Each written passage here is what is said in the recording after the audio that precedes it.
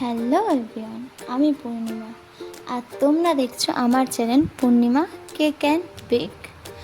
তোমাদের সাথে আজকে শেয়ার করতে চলেছি এই কেকের পিছনে একটা গল্প। আমি এই কেক বানাই প্রায় 3 থেকে 4 বছর হয়ে গেছে, বাট কখনো কোনো ভিডিও করা হয়ে ওঠেনি। এর আগে ভিডিও করছি 1 বছর ধরে, তাও সাহস হতো না ছাড়বো কি না। তারপরে কেক কে নেবে কি না নেবে সেসব কথা ভাবনা চিন্তা করতাম। তা আমার একটা বান্ধবী, ও আমার কাছ থেকে ফার্স্ট কেক নেয় ওর ওর বার্থডেতে। তারপরে ওই বলেছে যে কর, তুই তোর ভাল লাগে যখন তুই এটা কর। তারপরে ও অনেক কিছুতেই হেল্প করেছে আমার। সেরকম একটা কথা ও আমাকে ওরকম বলেছিল যে তুই কর। তারপরে ওর বোনের বার্থডেতে কেক নিয়েছে, ওর বোনের দুবার ওর বোনের বার্থডেতে কেক নিয়েছে। আর বলেছে যে কোনো কিছুর সময় যে আমার কাছ থেকেই কেক নেওয়া। আমার এমনও কিছু বান্ধবী আছে যে তারা জানে, আমার ছোটোবেলার বান্ধবী, তারা আমার সাথে স্কুলে পড়েছে, তারপরে টিউশনে গেছি আমরা সব একসাথে। কিন্তু এখন যার কথা বলছি সে আমার সাথে কলেজ লাইফ থেকে, তার সাথে আমার সাথে পরিচয়। তা ওরকম কেক নিয়েছে। তারপর আমাদের কলেজ শেষ হওয়ার সময় যে টিচারকে কিছু গিফট করব বা একটা কেক নিয়ে যাব, তখন সবাই বলেছে যে ওর কাছ থেকে নেব কেন, দোকান থেকে নেব, নিলে ওর কাছ থেকে কেক নেব না, দোকান থেকে নেব। কিন্তু ও বলেছে না, কেক যদি নিই তাহলে পূর্ণিমার কাছ থেকেই নেব, দোকান থেকে নেব না কেক। তা ওরকম কিছু কিছু বান্ধবী আছে যারা জানে আমি কেক বানাই, বাট আমার কাছ থেকে নেয় না, কিন্তু ও হেল্প করেছে। তারপর এরকমও একটা কোইন্সিডেন্স আছে যে আমার কাটিং পছন্দ, ছোটোবেলা থেকে আমি মেশিনে সেলাই করতাম, নিজে টুকটাক শখের জিনিস বানাতাম। তা ওই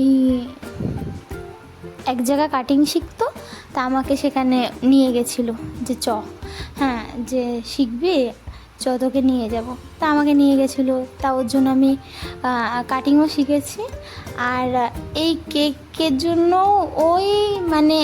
ও, তারপরে আমার বাড়ির লোক, তারপরে আমার খুব কাছের একজন, সে আমাকে ইন্সপায়ার করে গেছে সবসময় যে করো, আমরা আছি। সেরকমই তিশাও। থ্যাংক ইউ তিশা, আমাকে এত হেল্প করার জন্য। আর হয়তো তোর মতন বান্ধবী কার কার আছে কি নেই আমি জানি না, তুই যেরকম আমাকে হেল্প করেছিস তার জন্য তোকে থ্যাংক ইউ।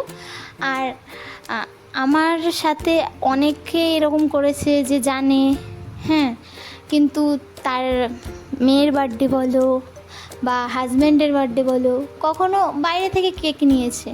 আমি সবার হেল্প করার জন্য, তাদের কাছে হেল্প করার জন্য ইন্সপায়ার করি বা তাদেরকে বুক করি, বাট আমাকে কখনো কেউ এরকম করেনি, শুধু তিশাই একমাত্র এরকম করেছে।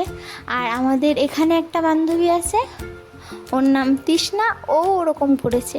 তা থ্যাংক ইউ তোদেরকে যে আমার কাছ থেকে কেক নেওয়ার জন্য বা আমাকে এতটা ইন্সপায়ার করার জন্য, আমার কেকের ব্যবসাটাকে একটু বাড়িয়ে দেওয়ার জন্য থ্যাংক ইউ।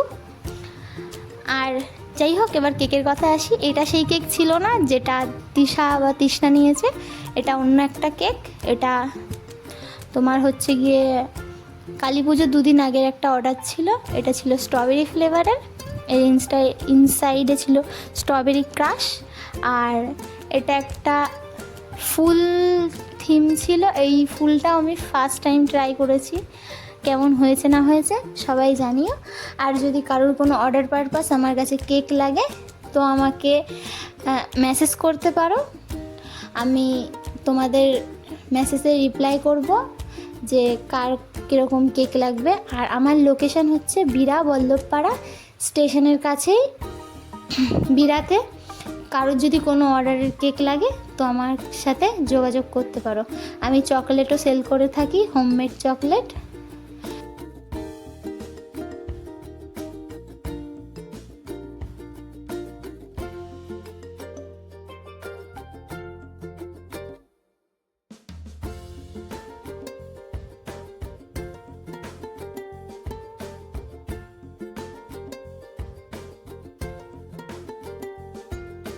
কেকের উপর এই কাঠগোলাপ ফুলের মতন করতে চেয়েছিলাম।